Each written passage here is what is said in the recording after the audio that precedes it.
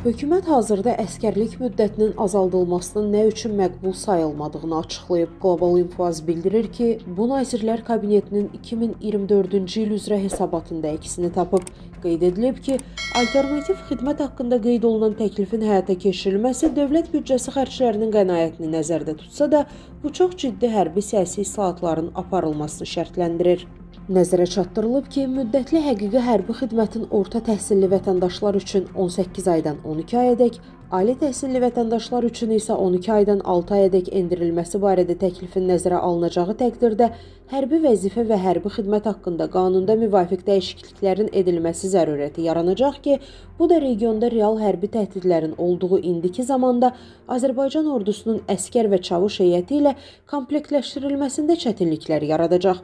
Qeyd olunanlar nəzərə alınaraq, sözügedən təklifin qəbul edilməsi məqsədə müvafiq hesab edilmir.